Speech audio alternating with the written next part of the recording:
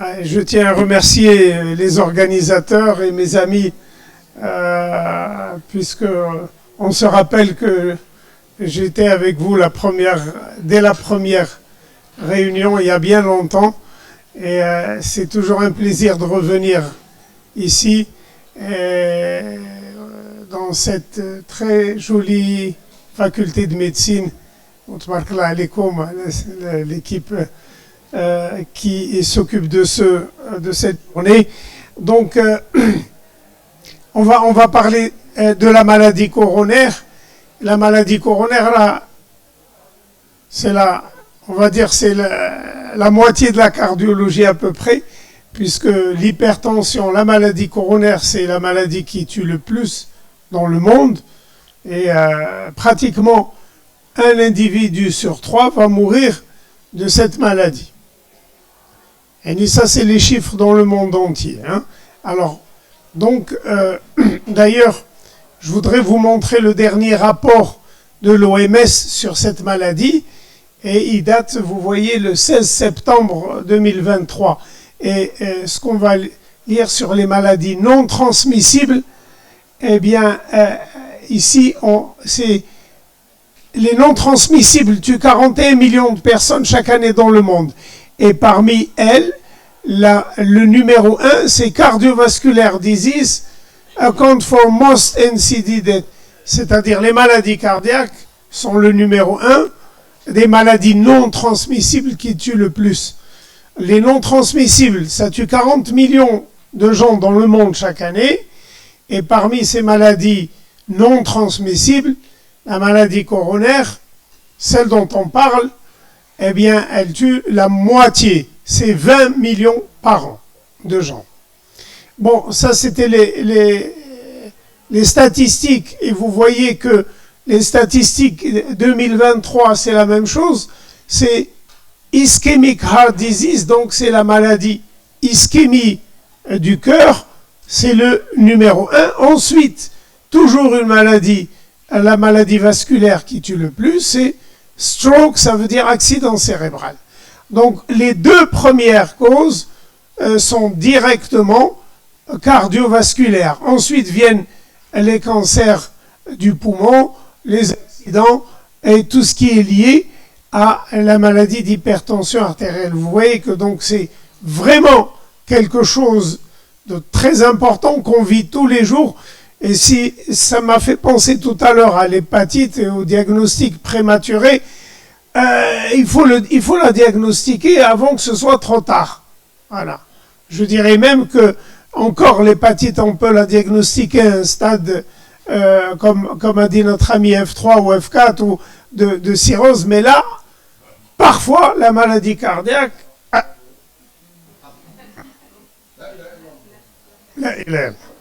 c'est pour ça que l'indirou le wajib, et puis on n'est pas sûr qu'on va prévenir tout.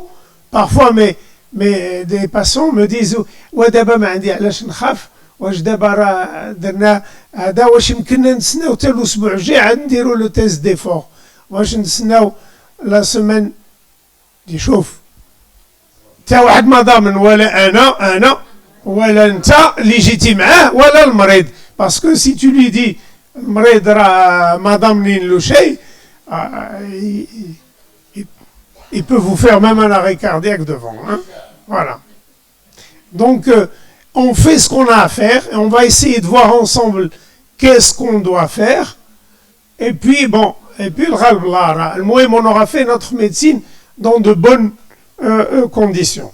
Et à propos de ça, je reprends c'est pas anecdote, elle est triste, mais ça me rappelle le temps de l'hôpital où on faisait les gardes au CHU de Rabat, des gardes internes, et où on fait la relève. Un dimanche matin, j'arrive à 8h, celui qui a fait le samedi soir, il me présente les patients. C'est une histoire vraie, hein. Elle a peut-être 40 ans, ou la malafchal, ouais, ou a un peu moins, entre 35 ans, et il me présente les malades, hada. Au Salah un jeune qui a la cinquantaine, 45, 50 ans, il me dit ça, c'est un infarctus du myocarde. Alors le monsieur, il regarde, il ouvre les yeux, il fait comme ça, massage, choc, il est mort. Et depuis ce jour-là, j'ai appris, avant de commencer la cardio, en étant interne, qu'on ne prononce jamais le mot infarctus du myocarde devant un malade. Hein? D'accord? Et puis si ça nous arrive en consultation, quelqu'un qui a une douleur, on dirait un ECG et on trouve, il a commencé un ST+, sus décalage. Quand c'est un ST+, ça veut dire que c'est très grave. Le risque de faire une TV, une tachycardie ventriculaire et de mourir, dans les minutes qui suivent, il est élevé. La mortalité la plus forte, c'est les premières heures. Alors, il ne faut pas l'alarmer, parce qu'entre l'autre, il faut y aller peut-être un petit peu alarmé à part la famille. C'est hyper urgent, tout de suite, il faut qu'il aille pour faire une coronaro et éventuellement dilater, une prise en charge de sa maladie cardiaque ultra rapide. Bon, alors je passe. Ça, c'est les 10 causes de mortalité au Maroc, et vous voyez par l'OMS, et là aussi, vous voyez que, comme au Maroc, comme dans le monde entier, eh bien, c'est ischemic heart disease et stroke. Désolé si on n'arrive pas à bien voir, mais voilà. Alors, c'est quoi cette maladie? Cette maladie, c'est les artères coronaires que vous voyez ici. Eh bien, tout simplement, il y a l'athérosclérose, c'est-à-dire de l'athérome. Et vous voyez que dans le schéma simplifié, il y a des lipides, il y a des dépôts qu'on appelle de cholestérol, pour faire simple, mais on verra en plus en détail. Et un peu plus médical comme schéma, c'est ça, c'est la paroi, ici c'est l'intima, et ici c'est la média. Alors l'intima, plus on prend de l'âge et des facteurs de risque, comme le diabète, l'hypertension, le tabac, l'intima s'épaissit, et vous voyez ici, c'est des cellules, des macrophages qui vont passer dans le sous-endothélium et qui vont se déposer, et ils vont phagocyter le LDL qui est oxydé, donc tous les cholestérols qui est oxydé, qui est mauvais, qui n'est pas bon, va être phagocyté. On appelle les scavengers, les cellules, et quand elles vont les phagocyter, ça va donner des dépôts comme ça, et plus on avance dans l'âge, plus les dépôts augmentent, jusqu'à ce que l'artère ne laisse pas beaucoup passer. Alors, si on veut comprendre cette maladie, il y a deux situations. L'oula, c'est celle-là. Le diamètre, il est réduit à... Il doit faire combien? Il n'y a que 20% du diamètre. Et au repos, on est très bien. Voilà qu'il a donné un effort. Dit que les besoins du myocarde en oxygène augmentent et ça ne va plus suffire. Donc il y aura des symptômes à l'effort. Mais la magie, subhanallah, de cette maladie, c'est pas toujours comme ça. Ça, c'est le premier tableau clinique, mais souvent, c'est comme ça. C'est-à-dire, il a 70% de sang qui passe, mais l'endothélium, un beau jour, pour une raison X, va se déchirer. Une rupture de l'endothélium, c'est une toute petite couche de cellules vasculaires endothéliales qui sépare le sang du sous-endothélium. Et lorsqu'elle se fait une petite brèche, eh bien, il y a un contact entre le sang et le sous-endothélium et qui va faire attirer les plaquettes, agrégation, adhésion, agrégation et thrombose. Et thrombose, ça fait, c'est la crise cardiaque, c'est l'infarctus. Donc, on peut l'avoir comme ça, c'est mieux que de l'avoir comme ça, parce que là, au moins, on fait un test d'effort, on fait une scintigraphie, on fait une écho de stress, on a plein de tests qu'on peut faire pour dépister la maladie et pour la prendre en charge. Par contre, ça, c'est aléatoire. On ne sait pas. Ouais, souvent, et plus on est jeune, quand ça arrive, plus il y a de risques. Hein. À 50 ans, on fait une attaque cardiaque, elle est beaucoup plus grave et risque d'être mortelle que si on l'a fait à un âge de 75 ans. Voilà. Donc, pour simplifier, voilà ce que je vous ai dit, ça augmente, et puis jusque là, et puis par la suite, on peut avoir ce tableau-là, ça s'appelle le syndrome coronaire aigu, acute coronary syndrome. C'est aigu, il faut agir très vite, et voilà la brèche. Regardez, en microscopie électronique, vous voyez ici la déchirure de la brèche, c'est-à-dire l'endothélium qui est déchiré. Ici, c'est le sous-endothélium. Et ça, c'est les plaquettes qui commencent à se déposer. Et petit à petit, si on veut voir un schéma de vie réel, ce serait ça. L'endothélium, il est déchiré. Et puis là, petit à petit, en moins d'une heure, elle peut thromboser l'ensemble. C'est-à-dire, le malade ne va pas ressentir à ce stade, en quelque temps, paf, il a mal, et puis c'est complètement thrombosé. Voilà. Donc, il y a deux parties. Il y a le syndrome coronaire chronique, et il y a le syndrome coronaire aigu. Donc, le chronique, il y a la partie terminale qu'on avait vue tout à l'heure. Le chronique, il est comme ça, il a mal de temps en temps, mais c'est une maladie chronique. Avec l'épaississement qu'on a vu là, il met des vingtaines d'années, 30 ans, pour en arriver là. Donc c'est une maladie qui est chronique, il aura des symptômes à l'effort, il aura des choses comme ça. Voilà comment ça se passe. Ça, c'est une artère qui normalement devrait aller jusque là, il n'y a que la moitié du diamètre qui laisse passer le sang, l'autre moitié, c'est une plaque d'athérome. Ça, c'est une plaque d'athérome. C'est comme ça les artères des personnes qui ont de l'athérosclérose. Voilà, donc je voudrais animer ça par un cas clinique et on va le suivre. Ce monsieur, c'est une histoire vraie, il a 65 ans, il a un IMC à 28, il fume beaucoup et il a une BPCO. Il est suivi pour une hypertension artérielle depuis 10 ans et il a un diabète aussi depuis 10 ans. Et ce monsieur-là, il a une artériopathie, c'est-à-dire une artère bouchée au niveau des membres inférieurs, et c'est une fémorale à 75%, mais qui ne dérange pas beaucoup. Quel est le symptôme qu'il aura? En marchant beaucoup, il aura une claudication, le molaire et ça va passer. Et il reprend sa marche. Alors ce monsieur vient parce que parfois il a un petit dérangement, des picotements, il n'a même pas su décrire, non, picotement. Bon, il faut rache quand il est énervé, et ça c'est bon, c'est fréquent, on s'énerve, on a des douleurs qui sont souvent pas coronariennes.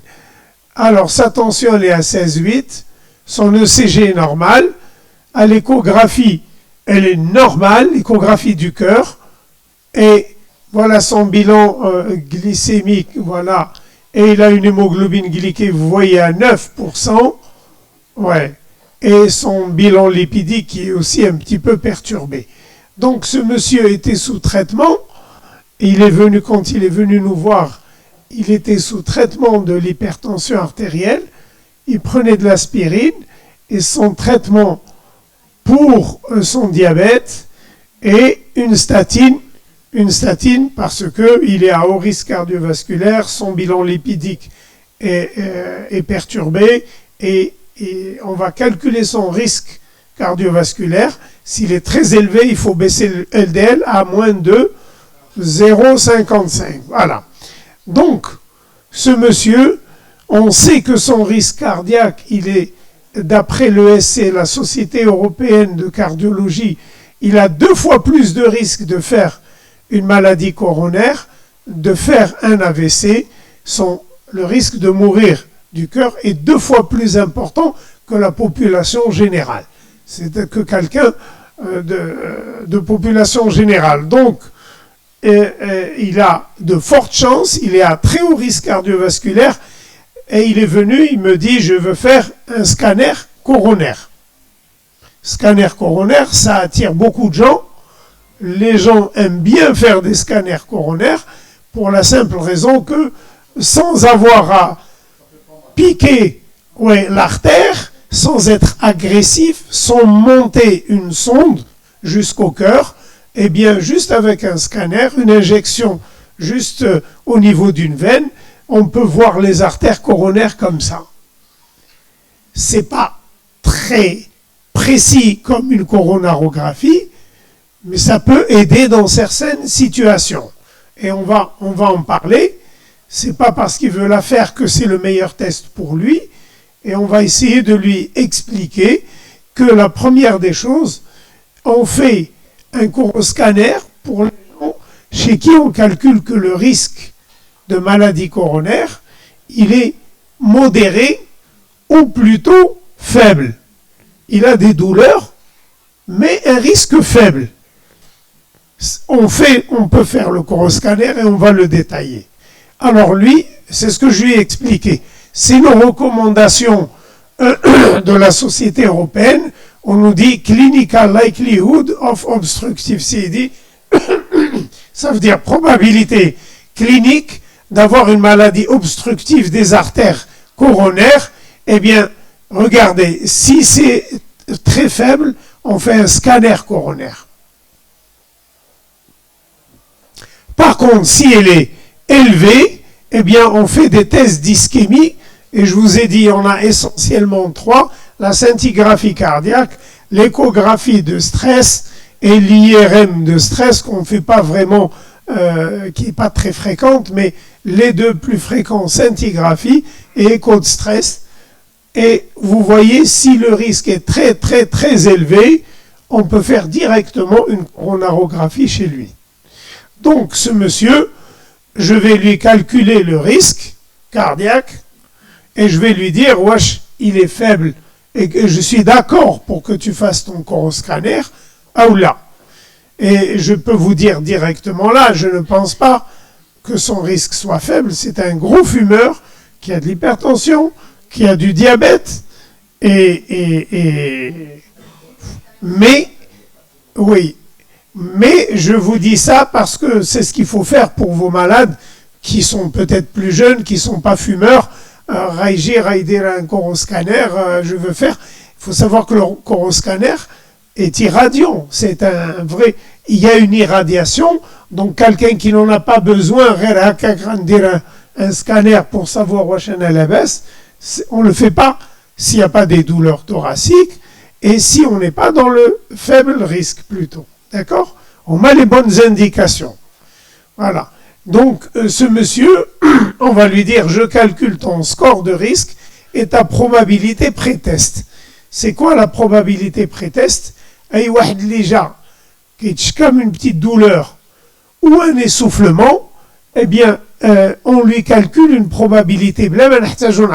Diabétique, ou fumeur, avant. C'est encore plus simple pour tout le monde. Et c'est comme ça. En fonction, la douleur typique, c'est-à-dire rétrosternale,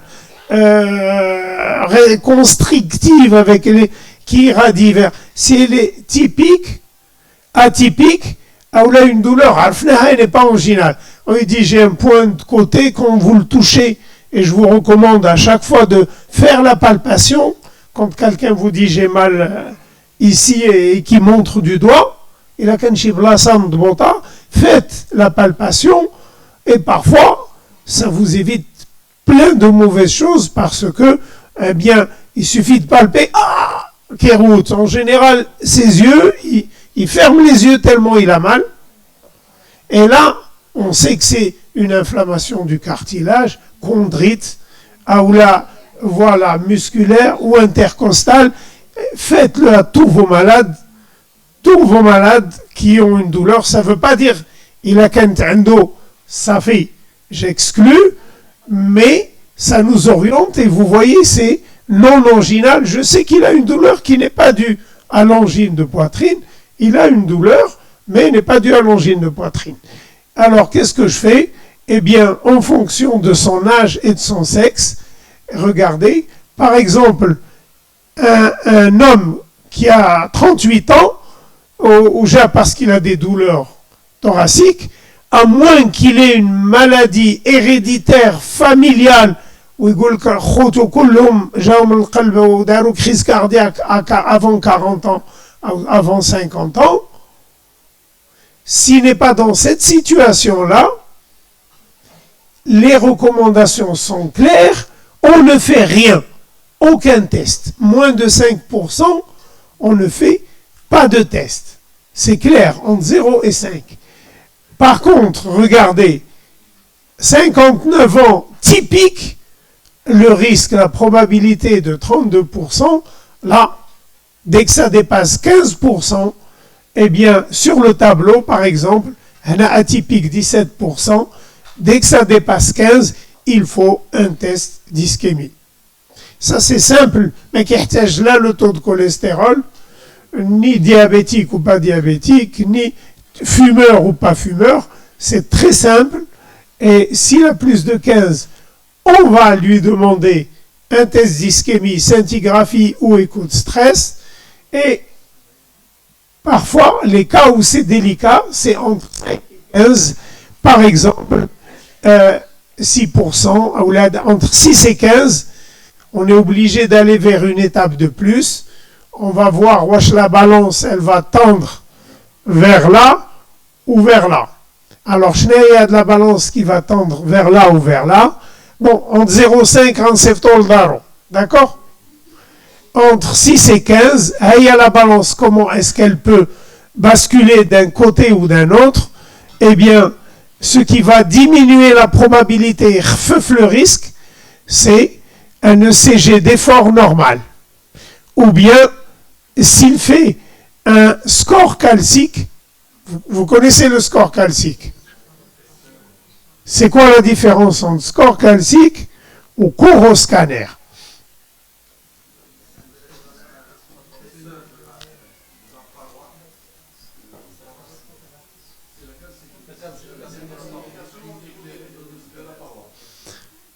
Paroi de quoi? Pas forcément la paroi, c'est les calcifications dans la silhouette cardiaque. Chaque fois. Alors le score calcique est quelque chose de très intéressant. Ça utilise la même machine que le scanner coronaire, la même machine. On n'irradie pas. Il n'y a pas d'irradiation forte, il y a pratiquement zéro. C'est quelques secondes ou minutes et on va voir les calcifications dans la projection de l'air cardiaque, dans la zone cardiaque. J'ai un dépôt calcaire comme ça. Alors, plus il y a de dépôts, plus il y a de risque d'avoir une maladie coronaire. Mais, voilà, mais ici, si le score calcique, puisqu'on calcule un score égal à 0, mais un douche, les dépôts de calcium, à ce moment-là, qu'est-ce qu'on va dire? Eh bien, ça fait Imshildaro. Ça fait. Par contre, regardez, si vous trouvez qu'il a une dyslipidémie, un diabète, hypertension, un fumeur, eh bien, ou bien s'il a le CG des changements du segment ST de l'anté, si l'échographie montre qu'il y a une dysfonction, s'il y a un ECG qui est d'exercice d'effort anormal, ou si vous avez un score calcique qui est élevé. 100, supérieur à 100. Et quand il est supérieur à 400, ça a très forte probabilité. Voilà. Donc, avec tout ça, quand on est entre 6 et 15, eh bien, il faut voir tout ça et décider soit ça balance d'un côté ou de l'autre. Voilà. Et puis, s'il a ça, eh bien, on ira comme pour le plus de 15%. Et lui, on va maintenant calculer son score. Je vous dis, Ratala. Je vous montre la méthode chez un diabétique parce que les non-diabétiques, on a toujours eu un score européen qui est adapté à plusieurs pays, dont non. Framingham, c'était l'américain. Les Américains, depuis à peu près 10 ans, utilisent le ASCVD, Atherosclerotic Score Cardiovascular Disease. Ils ont un score à part. Les Européens ont le score SCORE. Ils utilisent cette méthode, c'est celle qu'on utilise le plus souvent. Elle tient compte du taux de cholestérol, sexe masculin ou pas, les chiffres de tension, fumeur ou pas. Voilà. Donc, mais le problème, c'est que pour les diabétiques, on a toujours eu un problème parce qu'il n'y avait pas de score pour les diabétiques. Maintenant, depuis 2023, un score européen qu'on appelle le score des diabétiques, c'est celui que je voudrais vous montrer. Alors, mon malade, regardez, déjà le PTP, un de 26%, il a 65 ans et la douleur est atypique. Donc, d'après lui, on ferait un test, d'accord? Mais je vous dis, voilà, si vous avez une personne qui n'a pas forcément tous ces facteurs de risque, le score pour les diabétiques, ça prend un petit peu de temps, mais il y a une application qu'on peut télécharger et sur votre téléphone, vous pouvez marquer tout ça et puis le score se calcule rapidement. Moi, je vais le passer rapidement parce que on n'a pas besoin de ça. Ça dépend de l'ancienneté du diabète, ça dépend des chiffres de tension, ça dépend également du taux de cholestérol, le total et le HDL. Voilà. Et ça dépend du total, du HDL, surtout. Fait le total, le HDL, et vous avez l'hémoglobine glyquée aussi qui tient compte. Voilà. Donc s'il a plus de 7 d'hémoglobine glyquée, ça lui fait 4 points. Plus 1 point pour son HDL, moins 1 pour son cholestérol. Quand vous faites le total, eh bien la filtration glomérulaire aussi, elle compte. Quand vous faites le total, chez ce monsieur, on trouve 27 points. Et quand on calcule ces points, on va aller les rapporter sur un tableau qui est le suivant. Tout ça, c'est 2023, hein, ça vient de sortir, en août, 31 août. Diabète et maladie cardiovasculaire. Alors, regardez, on nous dit, s'il s'agit de moins d'une personne qui a moins de 55 ou plus de 55. Si c'est un homme, c'est en haut, une femme ici, et puis vous avez 4 lignes, les 4 lignes, les 4 régions de risque, les pays qui ont le plus de risques. Alors, certains pays en Europe, on va lire la ligne low risk, deuxième, troisième. Le Maroc et beaucoup de pays du Maghreb sont classés dans la dernière ligne, c'est-à-dire very high risk. Nous sommes classés comme étant à très haut risque cardiovasculaire. Et encore, il faudrait l'appliquer, et il faudrait habiter en Méditerranée et l'appliquer. Hein? Alors, l'application CESC, c'est Société Européenne de Cardiologie, Risk Score. Bon, le nom exact, je dois l'avoir, mais pour la chercher sur Google, vous tapez score de risque ESC. ESC, c'est européen. Alors, nous, comme on est à très haut risque, point 27 Hayadi, pardon, il est masculin, et son âge est avancé, ça lui fait un score de risque qui est, quel chiffre vous voyez, 69. C'est un risque extrêmement élevé. Et tout ce qui est supérieur, s'il vous plaît, tout ce qui est supérieur, mesdames, tout ce qui est supérieur à 20%, est considéré comme très haut risque. Donc lui, il est à 60 et plus. Et qu'est-ce que nous dit le tableau, nous dit, voilà, j'ai dû toucher quelque chose. Ouais, c'est bon. Le tableau nous dit, voilà les très hauts risques, le haut risque, le risque modéré, le risque faible. Donc le très haut risque, c'est quand ça dépasse 20%, ou bien qu'il y a déjà de l'athérosclérose. Et puis, il y a aussi la filtration glomérulaire. Ça, c'est un message important. Si vous avez un malade qui a une filtration glomérulaire à moins de 45 de clairance, il est à très haut risque. Et qu'on diabétique ou pas, hypertendu ou pas, fumeur ou pas, toute clairance moins de 45 est à très haut risque cardiaque. Qui dit très haut risque cardiaque, ça veut dire qu'on doit prendre en charge sur le plan cardiaque et on doit diminuer le risque avec un bon contrôle de tension, surtout de cholestérol parce qu'il doit baisser beaucoup.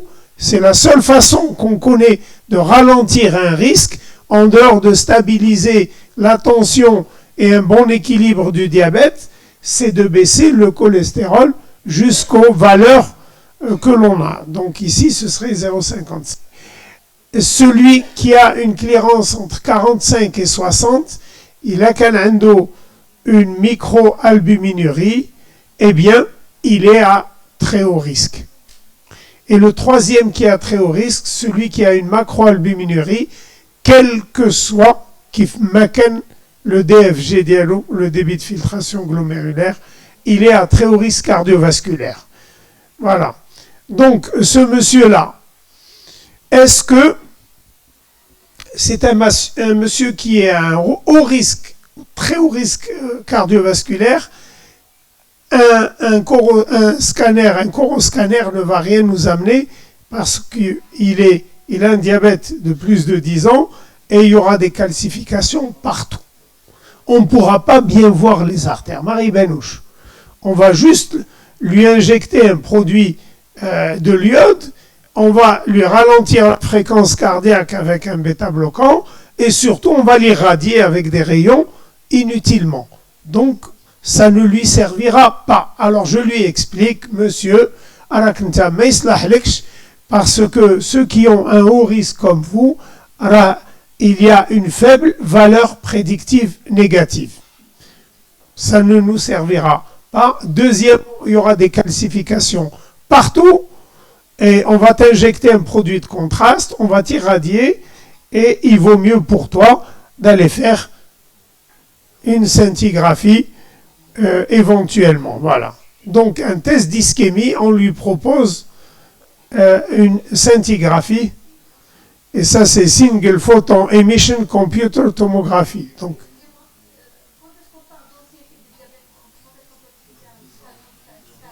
il n'y a pas un chiffre précis parce que quelqu'un qui a 10 ans de diabète et qui l'a bien surveillé pendant 10 ans, celui qui a 5 ans et qui a mal, c'est tout un score. Voilà. C'est pour ça qu'on calcule le score de risque qui tient compte de l'ancienneté.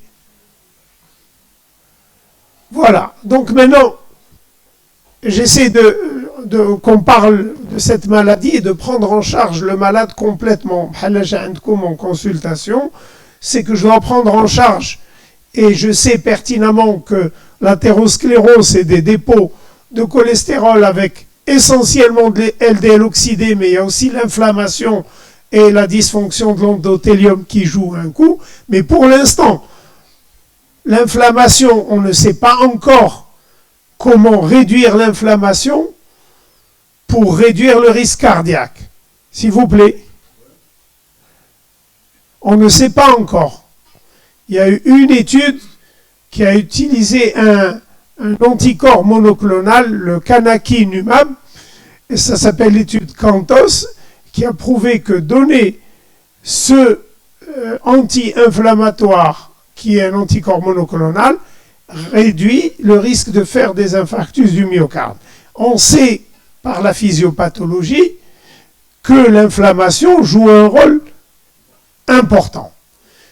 Deuxièmement, il y a des preuves, la CRP ultrasensible est élevée, le risque de cette maladie augmente. Et c'est pour ça que actuellement on se dirige vers deux groupes d'athérosclérose, ceux qui ont l'inflammation CRP un petit peu élevée et ceux qui ont plutôt le cholestérol élevé. Alors, et c'est pour ça que pour l'instant, la seule façon que l'on connaisse pour ralentir cette maladie, en dehors d'équilibrer, de bien équilibrer la tension et tous les conseils hygiéno-diététiques, l'activité physique, ne pas fumer, en termes pharmacologiques, c'est de donner une statine pour arriver aux objectifs de LDL qui sont dans les recommandations.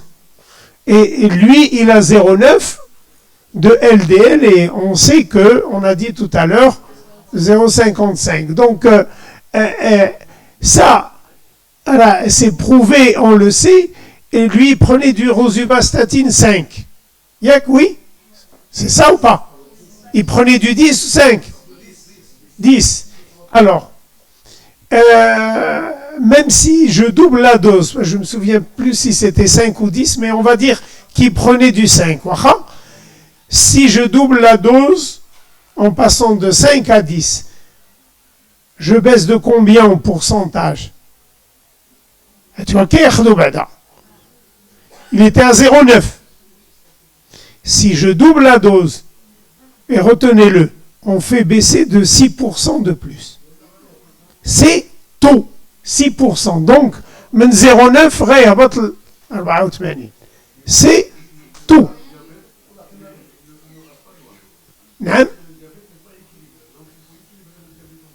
Alors, chauffe, merci pour ce message. J'ose pas trop parler en face de notre éminent doyen, éminent endocrinologiste, mais le message qu'on passe, nous en cardiologie, je pense qu'il est partagé par la communauté, c'est que l'équilibre glycémique va améliorer la micro-angiopathie, mais ne fera pas grand-chose sur la maladie coronaire. Donc le fait de me dire là, il n'ira pas loin pour son rein, pour son pied diabétique, mais ça ne changera pas grand-chose. D'accord? Oui. Là.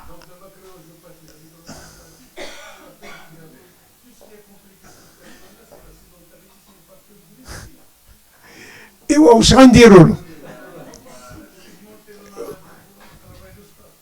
eh bien, c'est ce qu'on est en train de faire, j'espère. Ça ne changera rien. Rien. 6%. Là, c'est pas l'arrosage, j'ai jamais dit ça. Là. Ah non, je regrette. Les deux, et je le redis, dans toutes les recommandations, il y a les statines qui ont un fort pouvoir de baisser jusqu'à 50% pour la première dose, Rosuva, Atorva. Il y a les autres qui ont une baisse à peu près de 30% ou moins, Simva, Fluva, Prava. Là, on tient compte du LDL, ou le plus important.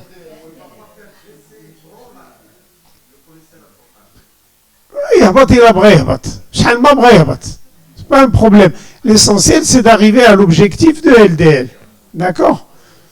Et c'est dans cette optique-là, en disant qu'un malade, de façon globale, je vous ai expliqué pendant 10 minutes, que en dehors d'équilibrer sa tension, en dehors de stabiliser son diabète, et de lui dire de faire de l'activité et un régime, pharmacologiquement, et je répète ma phrase, pour un malade de façon globale, il n'y a que pour l'instant baisser le cholestérol LDL et prendre en charge sa dyslipidémie pour espérer ralentir le risque. Alors j'avance. Ce monsieur, je voudrais qu'il arrive à 0,55. Que je double 5 le 10, la Rosu, ou là si je lui donnais à Torva 10 ou 20, ça ne fera pas mieux. D'accord?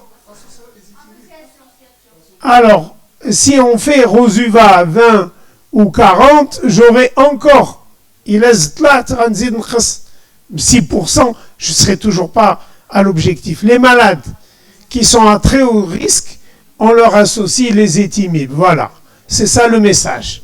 Et c'est dans les recommandations 2023, et c'est bien mentionné que lorsqu'on n'atteint pas, s'il vous plaît, un peu de silence, assez longtemps, sinon je ne pourrais pas tenir. Alors, si l'objectif de LDL n'est pas atteint avec les statines, la combinaison à l'ézitimib est recommandée. C'est une classe 1, c'est-à-dire quelque chose d'important. Bref, maximum toléré. Maximum. Oui, avant d'associer.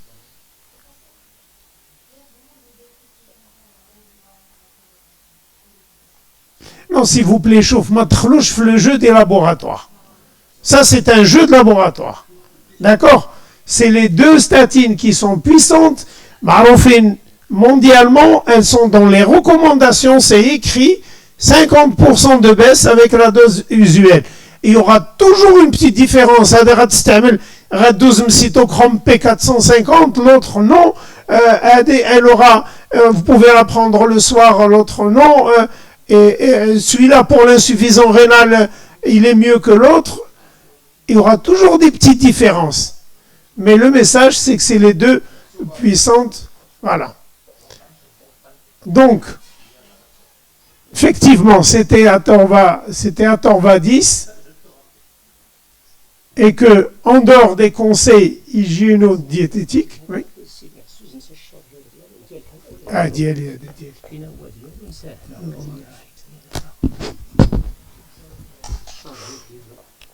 يكون راكب شي بريز لا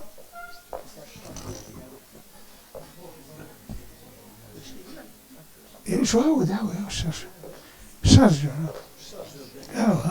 هو ده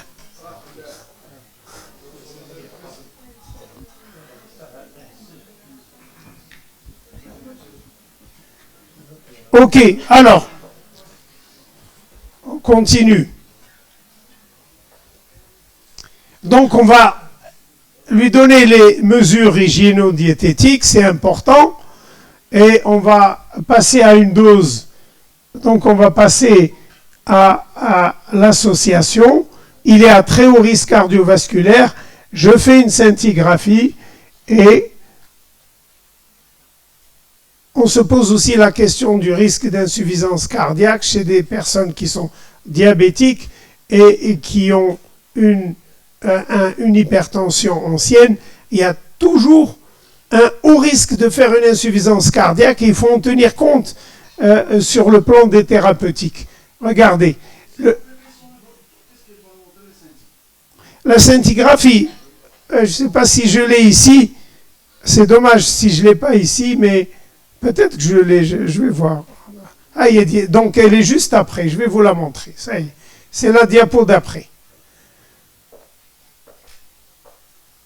Les diabétiques, s'ils ne font pas un infarctus du myocarde ou un AVC, la complication numéro 1, la plus fréquente pour le cœur, c'est l'insuffisance cardiaque, heart failure. C'est la plus fréquente. Deuxièmement, et vous l'avez entendu, il a une BPCO.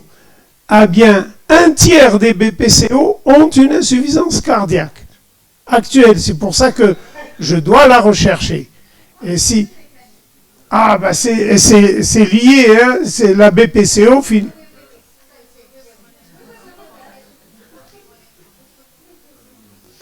Voilà, et ceux qui ont une BPCO ont 5 fois plus de risque de faire une insuffisance cardiaque. Donc chez ce monsieur-là, en plus tous les hypertendus, quand on analyse les insuffisants cardiaques, les 3/4 qui ont une hypertension. Il a tous les risques de faire une insuffisance cardiaque. Voilà la scintigraphie, qu'est-ce qu'elle a donné. Voilà. Alors une scintigraphie, c'est, on lui fait un effort, on injecte le thallium va aller vers les artères qui sont perméables. Là où il y a une sténose, le débit est daif. Vous suivez? Le débit est faible, donc la quantité de thallium radioactif qui va aller dans une région ne sera pas la même que dans une autre région. Donc là où il y a une sténose, il y aura très peu de traceurs. Et il suffit d'imager le cœur. Donc ça, c'est à l'effort. Et ça, au repos. Eh bien, si on utilise le thallium, eh bien, on n'a pas besoin d'injecter au repos et réinjecter à l'effort. Il suffit de le faire une fois à l'effort, d'attendre 4 heures. Ça s'appelle la redistribution du thallium. C'est-à-dire qu'en attendant 4 heures, le cœur s'est reposé. Les régions qui étaient irriguées, bzef, darou le washout, c'est-à-dire ils ont évacué le thallium, alors que les parties qui avaient une artère serrée continuent à commencer à capter, et au bout de 4 heures, il a été établi depuis 1977 que si on attend 4 heures, on refait des images, ce sont des images qui correspondent à l'état basal de repos. On n'a pas besoin de réinjecter. Voilà. Et donc, quand on voit ça, et ça c'est des petits axes du cœur, c'est une coupe comme ça, et la partie antérieure, inférieure, septale, ici le septum, ici le ventricule droit, ici la paroi latérale. Et pas besoin d'être champion pour deviner que la partie antérieure ne fixe pas, et de là à là, c'est comme si vous coupez le ventricule, mais la pointe d'Yellow, vers l'arrière, vers la base. Donc, toute la partie antérieure, on va dire de l'apicale jusqu'au basal, eh bien, la partie antérieure ne fixe pas. Et regardez, après 4 heures, elle fixe. Ça veut dire quoi? Ça veut dire qu'il y a une ischémie, qu'il y a une artère qui est serrée, sténosée. Alors que s'il y avait un infarctus qui est déjà ancien, il ne fixera jamais. Alors si on trouve comme ici, comme là, eh bien on dira que c'est un infarctus séquelle de nécrose antérieure. C'est ce que je répondrai, et puisque j'ai assez longtemps fait des scintigraphies, j'aurais répondu séquelle de nécrose antérieure. Ici, c'est une nécrose antérieure. Mais il n'y a pas que ça, il y a d'autres images, d'autres vues. Ici, en longitudinal, c'est comme si vous coupez dans le plan longitudinal, vous avez l'antérieur et le postérieur. Et vous voyez que l'antérieur, mais le médial jusqu'à l'apicale, mais pas le basal, ça c'est la partie basale, ici médial et apical, eh bien ne fixe pas. Et regardez après 4 heures, ça fixe très bien. Donc c'est une ischémie antérieure, et là on va écrire sur le compte-rendu IVA très probable. C'est le territoire de l'IVA qui est la grosse artère du cœur qu'on appelle l'artère de la vie.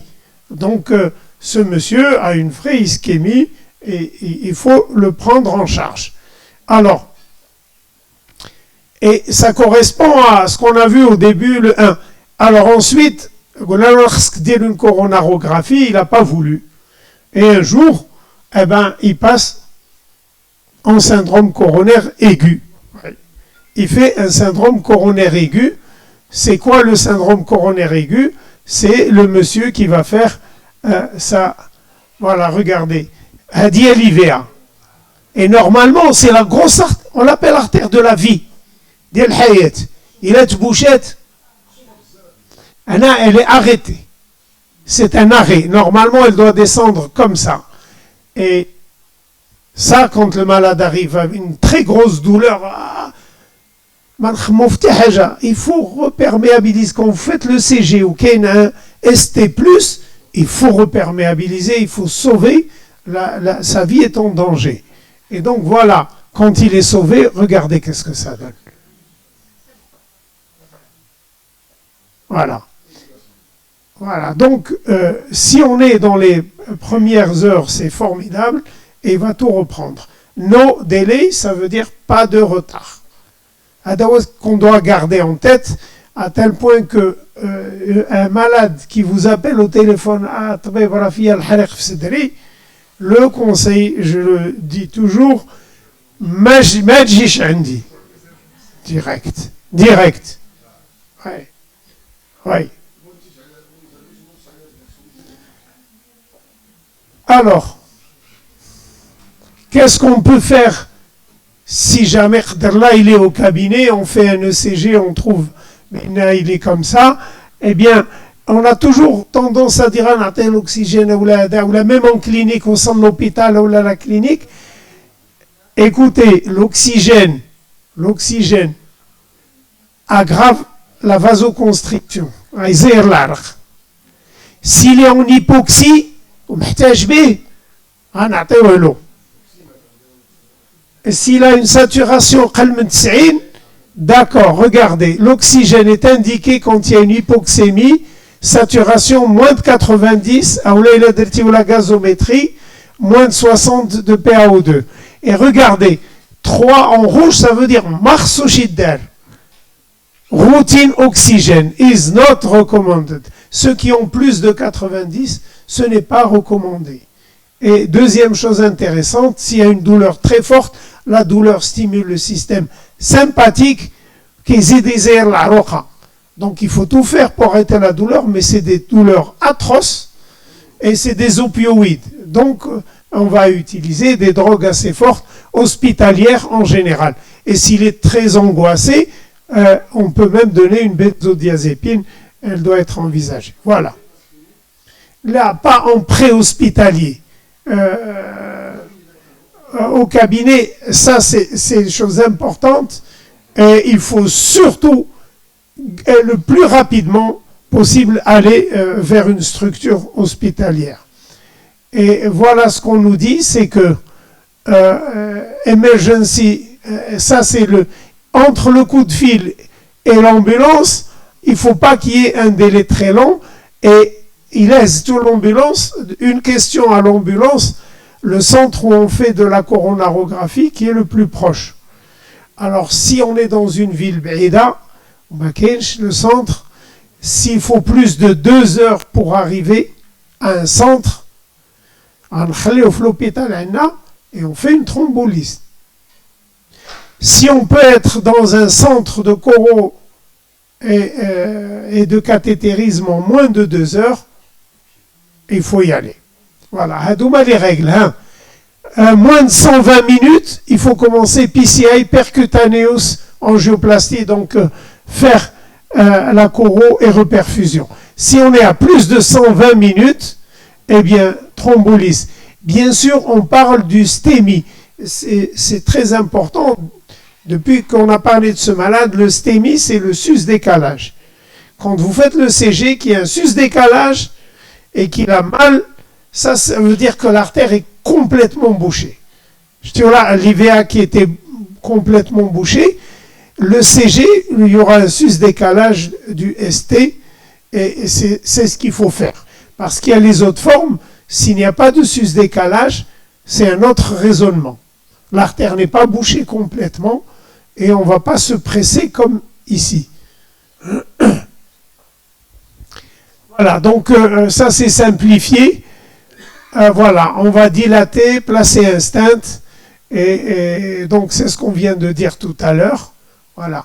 Et pour les médicaments, bon, il y a plusieurs médicaments antiagrégants qu'on utilise, clopidogrel, mais les recommandations depuis 3 ans à peu près, ou 4 ans, c'est ou le prasugrel ou le ticagrelor qui sont recommandés.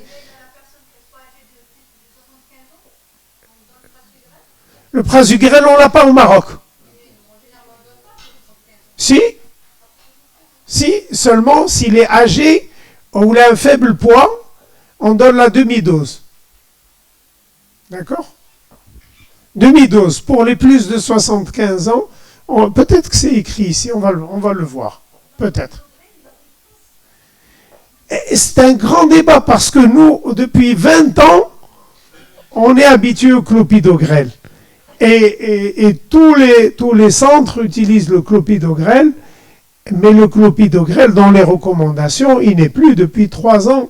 Il est réservé pour les situations où il y a un haut risque hémorragique, très haut risque hémorragique, et surtout, maintenant, depuis les nouvelles recos, c'est qu'on peut l'utiliser on fait ce qu'on appelle la désescalade. C'est-à-dire un daoubhado, et après 1 à 3 mois, une fois que le risque de boucher le stent passe, on va au clopidogrel. Voilà, depuis 2023, hein, la désescalade. Voilà, ce monsieur, je vous termine son histoire. Je reviens à l'histoire du monsieur. Quand il a fait sa douleur thoracique, il était venu avec un ECG comme ça. Qu'est-ce que vous voyez ici? Sus-décalage. Voilà, ici, V2, alors, V2, V3, regardez ici, D2, regardez, ça c'est un sus-décalage. D2, D3, voilà. Ouais, territoire inférieur. Histoire vraie. Il est venu, j'arrête sa fille dehors, je lui dis, c'est un ST+, c'est-à-dire l'artère est complètement bouchée, il faut faire vite, il faut qu'il aille très vite. On peut en reparler. Le problème, c'est que chaque minute compte. On attend l'ambulance, ça peut prendre un peu de temps. Elle peut l'amener tout de suite dans sa voiture et filer. Et nous, en tant que médecin, on suit la règle, on lui dit, on appelle une ambulance et on attend. D'accord? Mais parfois, les familles se disent, bon, moi, je ne vais pas attendre Anchi. Alors, elle prend son père, elle va, la clinique, elle est à 10 minutes. Histoire vraie, hein? Je l'ai vécu, c'est mon ECG. Est-ce qu'elle va attendre? Alors, dès qu'il arrive à la clinique, ils sont debout. Et ils sont au comptoir d'Khlo à pied, il est debout, arrêt cardiaque. Arrêt cardiaque. Je pense, si on pense, mais pour lui, alhamdoulilah, que ce soit passé là-bas, parce qu'il a été récupéré. Il y avait le réanimateur, choqué dans la minute qui suit, et il a récupéré direct, salle de cathétérisme cardiaque, coronaro. D'accord? Il aurait fait au cabinet, bon, même si j'ai un défibrillateur et que je peux choquer, les chances de récupérer sont moindres. D'accord? Alors, pourquoi ce cas est intéressant? C'est qu'une fois qu'il a fait la coro, il a des artères normales. Ça peut être un spasme, mais la différence entre infarctus et spasme, c'est la durée. Si la douleur dure plus de 20 minutes et le sus-décalage plus de 20 minutes, on ne parle plus normalement de spasme, ni d'engorge prince-métal, c'est le terme qui est utilisé. Et lui, regardez, quand on a fait les analyses, et l'écho, il y a une petite akinésie inférieure, fraction d'éjection 47, donc on se dit, est-ce qu'il a thrombosé, est-ce qu'il a fait un thrombus? On ne voit rien, il n'y a pas aucun thrombus, il n'y a pas de rupture, il n'y a pas de plaque d'art. Est-ce qu'il a fait un spasme?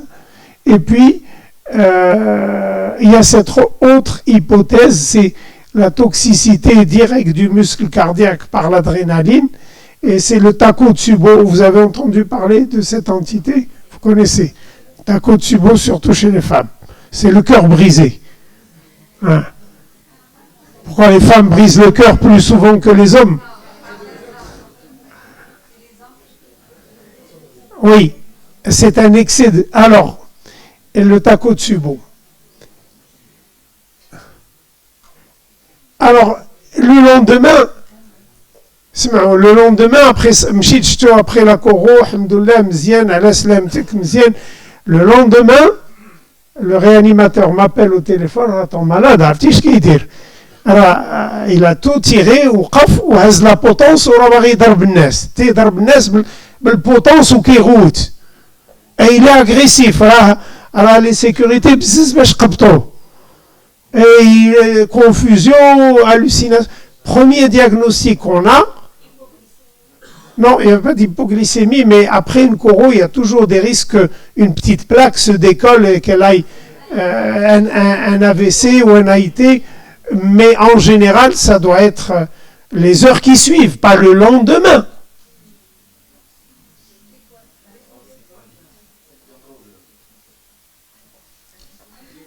Un scanner cérébral normal, est-ce que c'était à cause de l'arrêt cardiaque qu'il a eu? Mais normalement, si c'était l'arrêt cardiaque, quand on l'aurait récupéré, Raïbra obnibulé sur le champ. Lui, il était parfait. Est-ce qu'il prenait des médicaments? Regardez. Regardez, dans le bilan qu'on a fait, c'est ces vraies analyses. Hein? Les gamma GT à 2900. Dommage que Ibn Azouz ne soit plus avec nous, mais on n'a rien compris. L'alcool. C'est arrivé 5 jours avant Ramadan. C'était un sevrage. Il avait arrêté 2 jours avant. Le sevrage lui a causé une hypercatécholamine avec une décharge de stress et un ST+. Et il a fait son syndrome, on va dire, de confusion. Voilà, alors ça s'appelle Alcohol Withdrawal Syndrome en anglais, c'est le syndrome de sevrage. Et il a fait ses manifestations, et il faut savoir que, s'il vous plaît, les cas les plus sévères, ça s'accompagne d'une mortalité assez forte. Et regardez, ça, le délirium tremens, c'est entre le 3e et le 14e jour. Donc, peut-être qu'il avait arrêté 2 jours avant ou 3, et plus, ça y est, il est dans le délirium tremens, carrément. Et il a fallu médiquer, le shooter. C'est surtout des benzodiazépines très fortes, et puis envoyés en psychiatrie qui l'ont suivi. Voilà. Mais vous savez qu'en France, ils font ça ils demandent est-ce que vous buvez d'alcool, et ceux qui boivent, traitement dialome, comme ça, ils ne font pas de sevrage. Voilà. Voilà, bon, on termine ce cas, et je vous remercie pour cette partie-là. Alors, on va parler un peu des syncopes pour le temps qui nous reste maintenant. Oui. Oui. Oui. Je n'ai pas terminé le cas, parce que si on voulait le terminer, il faut qu'il soit sous SGLT2 parce qu'il est coronarien et qu'il a une dysfonction du ventricule gauche. Et en plus, il y a le diabète. Donc, on a toutes les bonnes indications nécessairement pour qu'il le soit.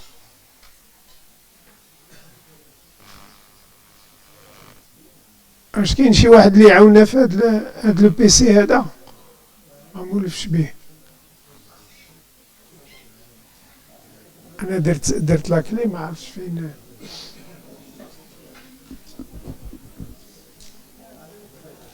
هي هذيك هذه لا اللي فوق منها هذيك كوبيي.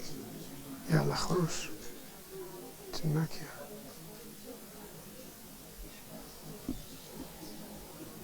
Merci. Voilà, c'est bon.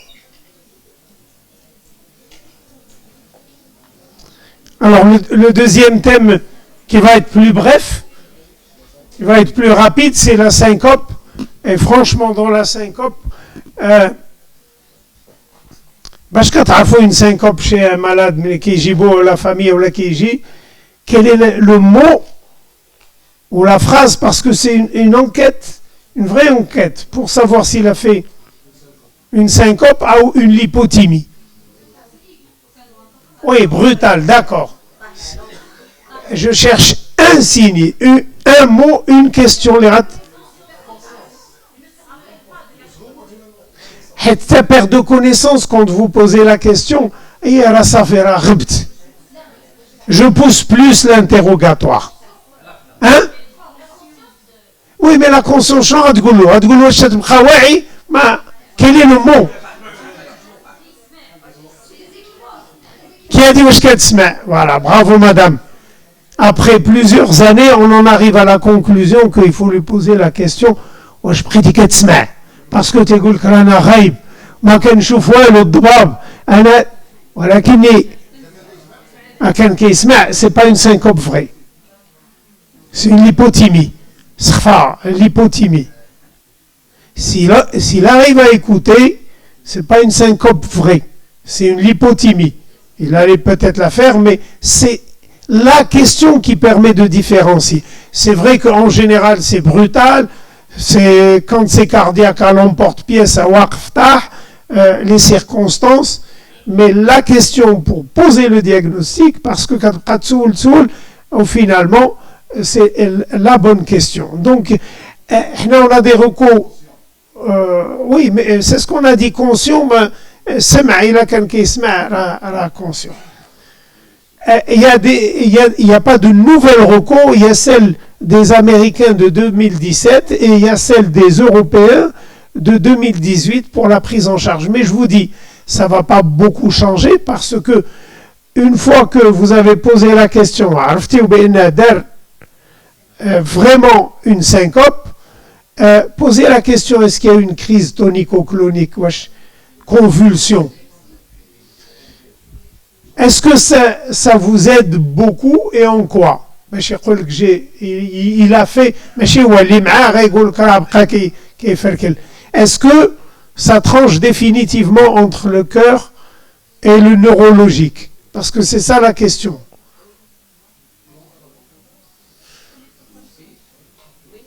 Qui dit oui, levez la main. Et qui dit non? Une personne. Alors, vous êtes à l'honneur, donnez-nous. Car il faut attendre la fin de la crise pour savoir ce qu'il se rappelle, ce qui est arrivé, est-ce qu'il a une perte d'urine. Ouais, imaginez qu'il a la perte d'urine, qu'il a convulsé. Moi, je suis triste, mais j'ai la bonne réponse. Quand ça me fait bien que c'est un mais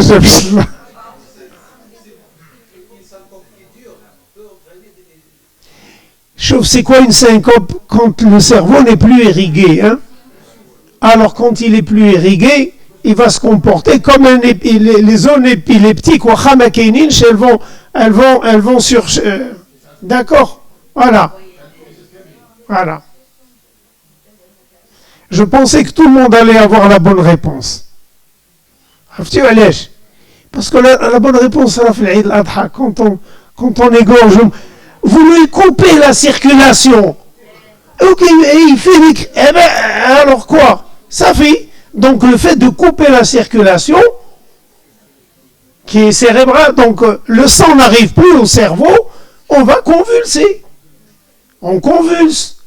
La convulsion peut être due à des zones épileptiques et une maladie neurologique, comme elle peut être due à l'anoxie cérébrale qui est due à un bas débit ou un arrêt cardiaque, ou un bas débit cardiaque. Là, en cardiologie, c'est important. S'il me dit que chaque fois, par exemple, il fait des crises depuis qu'il est enfant, on sait qu'il est épileptique. D'accord, c'est classé. Une crise ne me suffit pas, même s'il a fait une convulsion. Voilà, ça c'est important. Alors, on peut avancer. La question telle qui est importante, ça arrive, hein? Aoulan, c'est l'hôpital ou la clinique.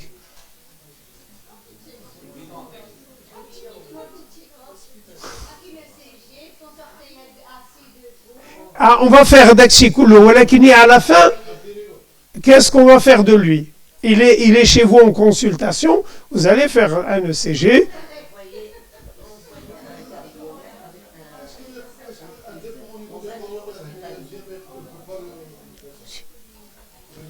Alors regardez, oui, c'est la question la plus importante, il est Jafnharo.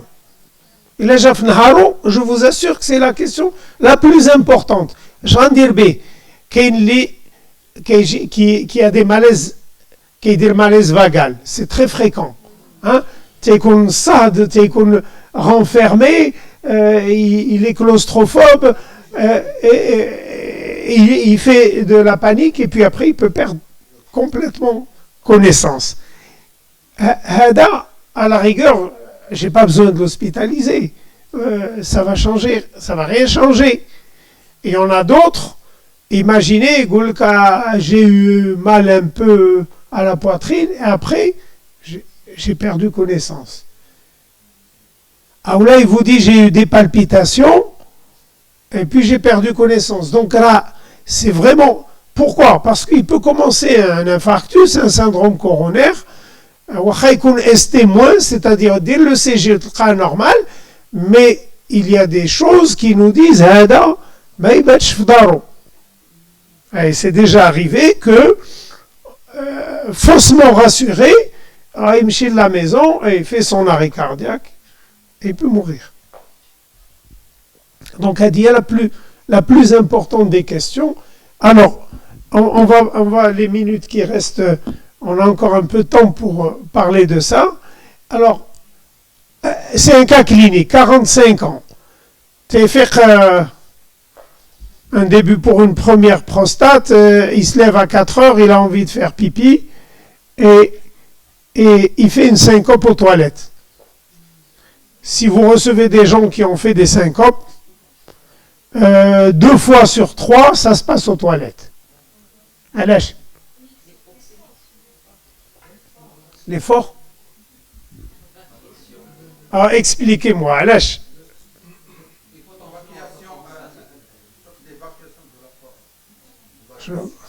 Non. Non.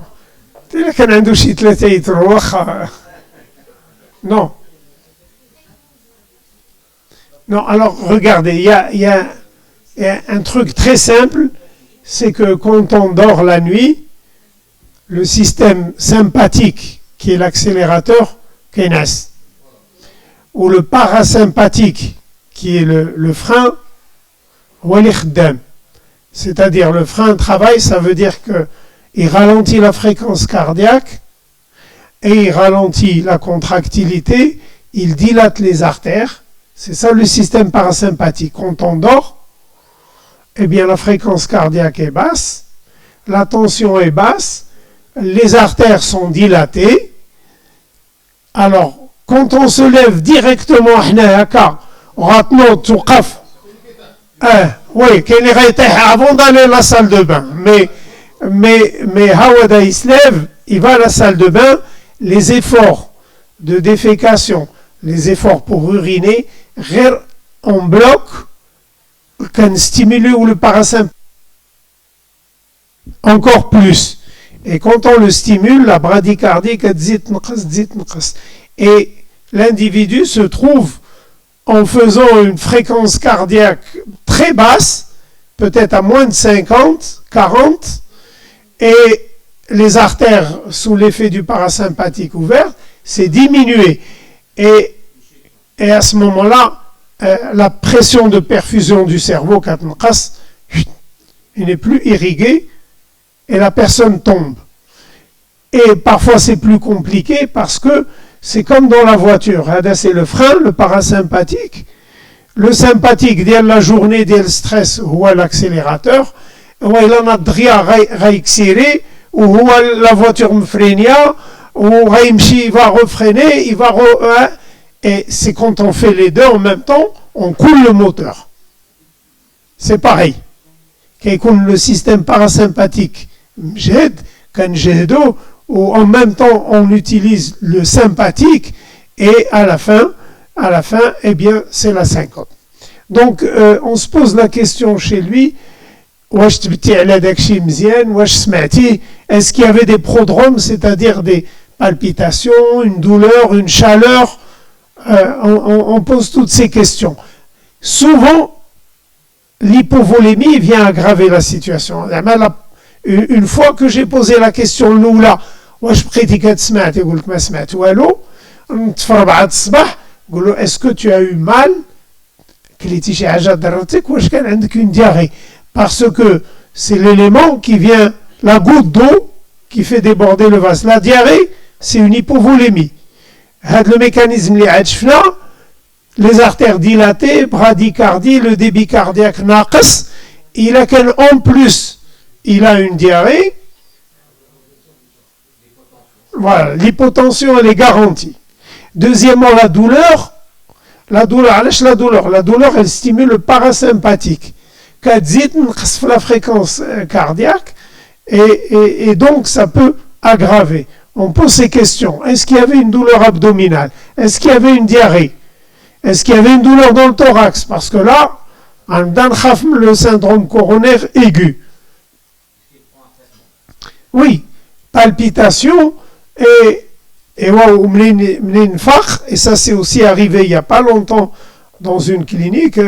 Le malade arrive en urgence, tension bzef, il a perdu connaissance et aux toilettes, on à la clinique et on a mis ça sur le compte. Le médecin qui l'a vu met ça sur le compte, on va dire.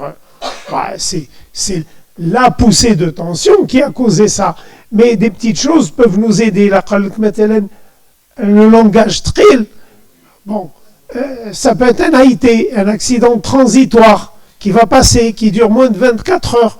Donc c'est des choses qui arrivent, il faut poser les questions, parce que les diagnostics les plus importants pour nous, est-ce qu'il a fait un AVC? Est-ce qu'il a fait une arythmie qui lui a causé ça?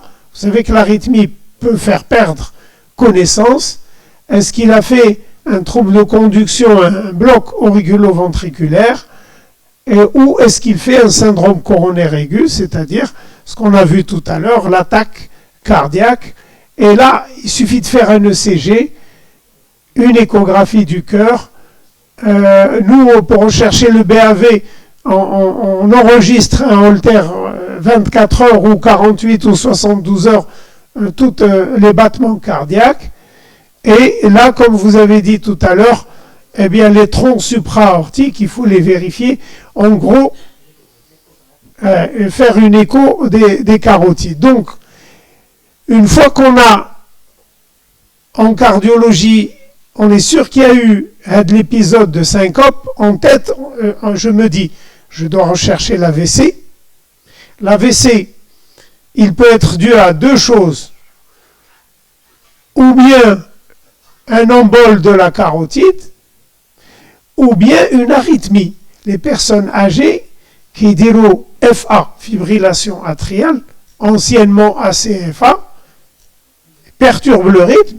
1 minute, ça suffit, le sang coagule, qui est comme une floréette, là. 1 minute, le CG, normal. Il n'a plus l'arythmie. Et on ne le saura pas, sauf si on enregistre plusieurs jours, essayer de détecter un moment. Ouais, mais ça n'est pas une preuve. Ça n'est pas une preuve. Donc, AVC, ça peut être, et regardez combien c'est important. Je suspecte un AVC, ça peut être ou bien un embole carotide, donc je dois chercher sur les carotides. Deuxièmement, je dois enregistrer le rythme cardiaque. Ça ne dérange pas. Ça ne dérange pas si elle est toujours là. Mais j'ai peur qu'il y ait une bradycardie plus grave. Ceux qui l'ont toujours, c'est pas grave, mais il se peut qu'à un moment, elle ait baissé encore plus. C'est pour ça qu'on enregistre 24 heures ou même jusqu'à 72 heures l'électrocardiogramme. Donc c'est un peu les tests que l'on fait pour décider de l'attitude. Mais franchement, ça, je crois que c'est important.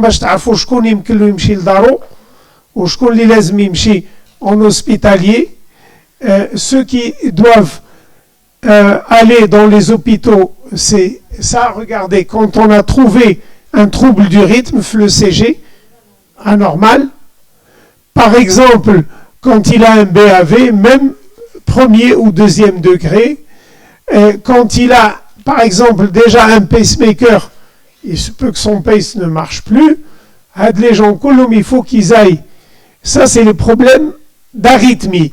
Ici, par exemple, vous faites une échographie, on trouve qu'il y a un rétrécissement mitral. Le rétrécissement mitral, les embolies. C'est ce qui est le plus emboligène. Et donc, si je trouve que la valve, elle est un peu sténosée, je sais que il faut qu'il soit en milieu hospitalier. Donc, le résumé, c'est que chaque fois qu'il y a un problème rythmique, valvulaire, ou musculaire, cardiaque, chaque fois qu'il y a une anomalie, voilà. Et là, il doit être bilanté. Il faut tout faire en milieu hospitalier. Par contre, je vous ai dit, une personne jeune, quand elle me aux toilettes et à chaque fois elle peut faire une perte de connaissance comme ça, c'est vagal. C'est justement le système parasympathique. Et on va le voir dans certaines diapositives. On n'a pas besoin de les hospitaliser.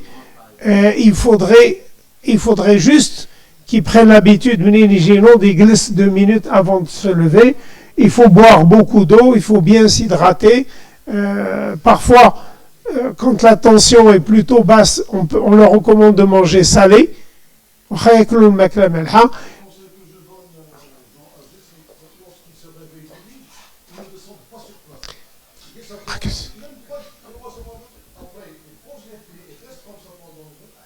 Oui, même 2 minutes, il vaut mieux, même 2 minutes. Ça, c'est les Européens qui nous disent, voilà les conditions de haut risque qui sont là, mais ça rejoint à peu près celle de tout à l'heure. Ça, c'est en faveur pour aller vers une admission hospitalière. Tout ça, vous voyez que les recommandations,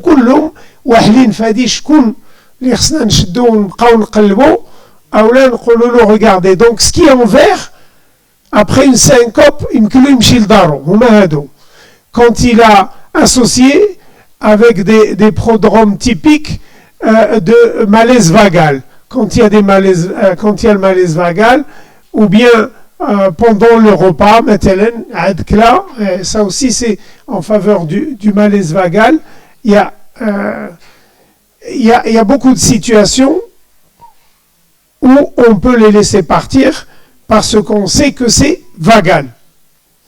Je voulais vous montrer tout ça, je passe dessus. Je vous montre ça. Une chose, c'est le massage carotidien. Là, on nous a appris, il ne faut pas le faire parce que c'est risqué. Il est dans les recommandations. C'est-à-dire, il ne faut pas le faire pour les personnes âgées, il a les carotides. Parce que s'il y a une sténose carotidienne, il ne faut pas faire de massage carotidien. D'accord? Regardez les recommandations. Le massage carotidien, eh bien, on peut le faire.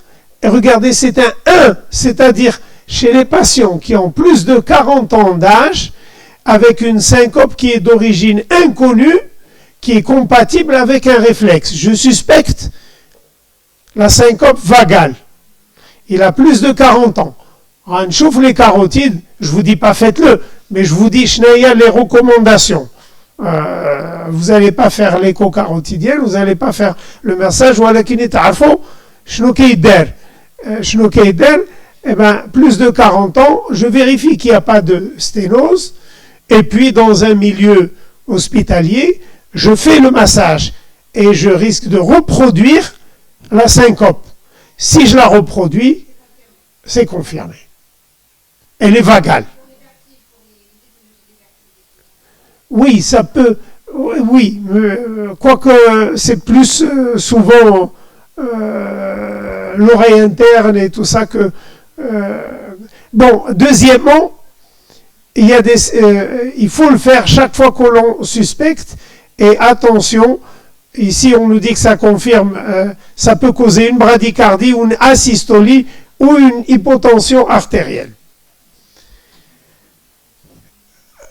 Moi, ce qui m'intéresse à vous montrer, c'est surtout ça pour les dernières minutes qu'on va passer, c'est le mécanisme. Parce que quand on a compris le mécanisme, ça devient superbement bien. Alors, je suis de physiologie. Notre confrère physiologiste n'est pas là, dommage. Alors, regardez, quand on se met debout, justement, la station debout, qu'est-ce qui se passe? Qu'il y a 2 litres, jouge, ديال الدم كيهبطوا. Sur les 5 litres, il y en a 2, il y en a un dans le splanchnique et un dans les membres inférieurs qui haptent. Et donc, au lieu, même si on a 5 litres de sang, la première seconde où on se met debout, il n'y a plus que 3 effectifs. Les autres, les 2, ils sont là. Et qu'est-ce qu'il faut, pour ne pas faire une syncope? Si on n'avait pas, subhanallah, Kulchi bien réglé, on se met debout, on fait une syncope. Qu'est-ce qui se passe? On a des récepteurs nerfs. Les barorécepteurs carotidiens. Ils écoutent. Baro, c'est pression. Ils vont surveiller la pression. Alors, les 2 litres qui sont en bas, la pression commence à diminuer. Les premières secondes, le parasympathique va s'arrêter parce que Homa, il stimule le parasympathique. Et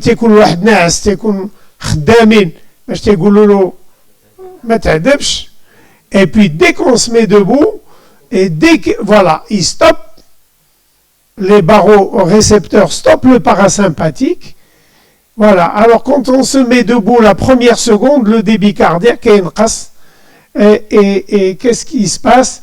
Eh bien, les barorécepteurs diminuent et ils laissent le sympathique et le sympathique accélération. Et regardez la formule mathématique cardiaque output, c'est-à-dire débit cardiaque, c'est le stroke volume, c'est-à-dire le volume qui est éjecté à chaque systole, multiplié par heart rate, la fréquence cardiaque. Donc, SV qui est mais dans les secondes qui suivent, la fréquence 4 là. Donc on ne sent rien. Notre débit cardiaque reste le même. On se met debout, on trouve ça normal. Voilà. Ensuite, c'est une augmentation très abrupte du système sympathique qui va stimuler et qui permet à la tension de rester stable. Et dans les minutes qui suivent, eh bien, le sympathique, vous savez, parce qu'il y a les nerfs, la chaîne sympathique paraganglionnaire qui fait cette action en quelques secondes, et puis l'adrénaline va être déversée dans le sang. Et il lui faut 2, 3 minutes, 4 minutes pour qu'elle passe dans le sang partout, et c'est elle qui va causer une vénoconstriction. Elle va contracter les veines pour que les 2 litres qui soient perdus, on n'aura plus besoin des systèmes d'accélération de fréquence cardiaque, et c'est tout. Donc, la syncope vasovagale, justement, je vous disais quand il y a une hypovolémie, parce que le réglage est fait chez quelqu'un de normal. Mais s'il y a un volume, on a une diarrhée, on a perdu 1 litre, ou les 2 litres, ça fait 3, on m'apprend au juge, le mécanisme physiologique ne suffira pas. Donc chaque fois qu'on aura une diarrhée ou une douleur, eh bien, à ce moment-là, ou une douleur, eh bien, à ce moment-là, on n'aura pas de bonne réponse. Donc, oui. Les neuropathies, bien sûr, n'aident pas à tout ce qui est vénoconstriction, puisque c'est l'atteinte des petits nerfs qui fait qu'il n'y aura pas de vénoconstriction aussi. Parce que, voilà, donc, c'est pour ça les gens qui font une syncope comme ça, vasovagale, on leur monte les jambes en haut, justement, c'est un réflexe justement pour que ce volume de sang revienne. C'est bon contre la cause, elle est vagale. Ça marche bien. Voilà. Donc, il y a plusieurs méthodes et des médicaments pour les syncopes vasovagales. et parmi lesquels la midodrine, je pense qu'il n'est pas sur le marché marocain. Pardon? Oui, mais ouais, je ne vous le recommande pas de façon fréquente en tout cas. Hein. Voilà. Alors, a dit, la midodrine, c'est un alpha-agoniste, c'est-à-dire alpha, c'est le système sympathique, il est agoniste, qui est justement, on dit que les fibres sympathiques qui vont devoir aider à la vénoconstriction, il va les booster pour qu'il y ait justement cette action alpha périphérique. Voilà. C'est des comprimés, et vous savez qui est-ce qui utilise le plus ces médicaments-là, dans quelles circonstances? C'est les astronautes, puisque c'est dans ces conditions-là qu'ils font leurs entraînements. Voilà, l'effet de la pesanteur fait que... Voilà. Oui, tout à fait.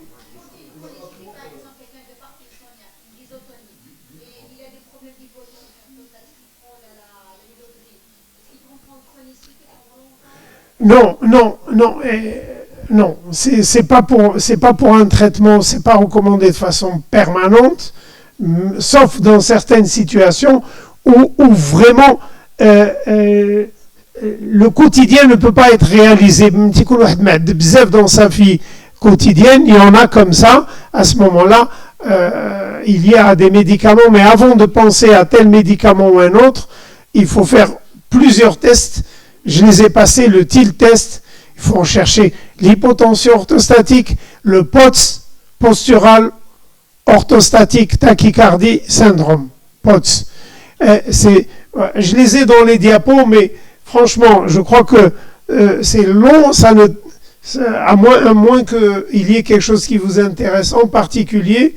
Voilà, les tests de midodrine pour les astronautes.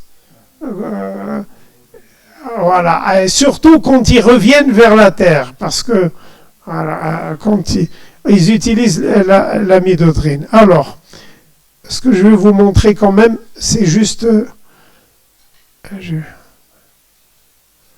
Voilà, je vais prendre 2 minutes pour parler de l'hypotension orthostatique, puisque elle cause justement, c'est une cause fréquente de syncopes qui sont bénignes, et comment on la définit? C'est toute baisse de tension de plus de 2 cm de systolique ou de 10 mm de diastolique dans les 3 minutes qui suivent la position debout. C'est comme ça qu'on le définit. Et là, bon, ça, c'est l'explication, puisqu'il y a souvent une dénervation qui aboutit à l'hypotension orthostatique. Ça, c'est les médicaments. Moi, je vais pas rentrer dans le détail. Voilà le POTS. Voilà. Et je terminerai sur le POTS. C'est quelque chose de fréquent chez les jeunes qui donne des syncopes. Parce que là, on est en train de voir les syncopes qui sont bénignes. C'est-à-dire l'hypotension orthostatique, la vasovagale et le POTS. C'est les 3 bénignes.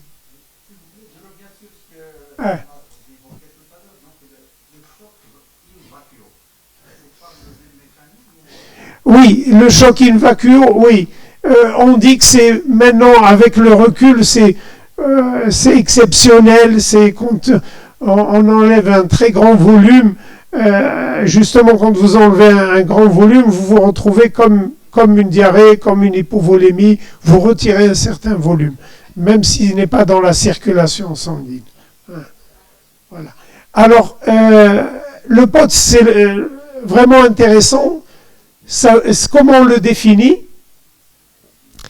C'est quand on se met debout et on a des palpitations et la fréquence cardiaque, vous avez beaucoup de jeunes, quand ils se mettent debout, ils sont à 120. Ça vous arrive, quelqu'un, je suis debout, je suis à... et il commence à avoir flot. Alors, toute augmentation de fréquence cardiaque de plus de 30 battements entre la position couchée et debout. Quand je suis couché, quand il a plus de 30, c'est pas normal. Ça veut dire que son système sympathique est très fort. Voilà.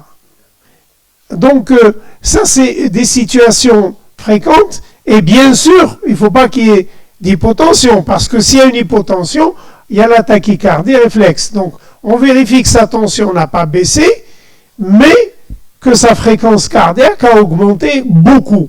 Ça s'appelle le POTS. C'est quand même assez fréquent chez les personnes jeunes, et il peut donner des syncopes qui sont bénignes. À la différence, regardez, ça c'est un petit mot intéressant, beaucoup de mécanismes ont été incriminés dans le POTS, qui inclut la dysautonomie, la dénervation, l'hypovolémie, dont on a parlé, l'hyperadrénergie, je vous ai dit, ça stimule beaucoup, le déconditionnement musculaire, l'hypervigilance, which is a careful and unusual focus. Alors, tous ces mécanismes peuvent coexister chez un patient qui a un POTS. Donc, c'est le résultat de beaucoup de choses, et c'est quelque chose qui est fréquente, une cause de syncope fréquente. Volontairement, Madwitch, à les causes cardiaques, je vous ai dit, how much qu'on ressemble chez l'hôpital, c'est ceux qui ont une arythmie, qui ont un ECG qui n'est pas normal, qui font des chutes tensionnelles, et qui sont âgés, qui font une syncope septonome.